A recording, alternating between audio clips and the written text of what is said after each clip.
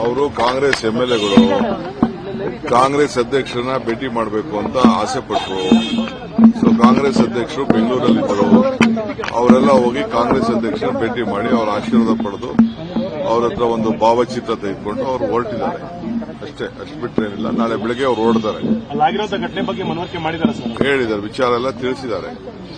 ಈಗ ಚೆಕ್ ಎಲ್ಲ ಈಗ ಪೊಲೀಸ್ಗೆ ಅವರು ಹ್ಯಾಂಡ್ ಓವರ್ ಮಾಡ್ತಾರೆ. ವಾಪಸ್ ಹೋಗಿ ಕೆಲವರು ಮಾಜರ್ಗೆ ಹೋಗ್ತಾರೆ. ಅಲ್ಲಿಗೆ ಯಾರೊಬ್ಬ ನಾಟಕ ಆಡ್ತಾ ಇದ್ದಾರೆ, ಅದೆಲ್ಲ ಇದೆ.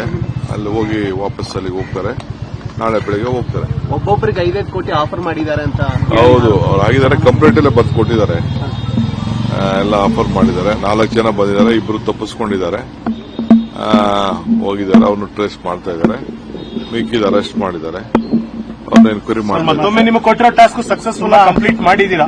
ಸಾಕಷ್ಟು ನಗು ಕಾಣಿಸ್ತಾ ಇದೆ ಸರ್. ಇದು ತಗೋತಾ ಇದ್ದೀನಿ ಸರ್, ಮತ್ತೆ ಯಾರು ಕೈಗಂಡು ಗುರಿ ಆಗಲ್ವಾ ಸರ್? ಕ್ಯಾಬಿನೆಟ್ ಸಚಿವ ಪ್ರಿಯಾಂಕ್ ಖರ್ಗೆ ಅವರು ಹೇಳಿದ್ರು, ಇದು ಡಿಕೆ ಶಿವಕುಮಾರ್ ಅವರು ಮತ್ತೆ ರಿಸ್ಕ್ ತಗೊಂಡಿದ್ದಾರೆ, ಮತ್ತೇನ್ ಟ್ರಬಲ್ ಮಾಡ್ತಾರೋ ಗೊತ್ತಿಲ್ಲ. ಹೌದಾ, ನಿಮ್ಗೆ ಆತರ ಆತಂಕ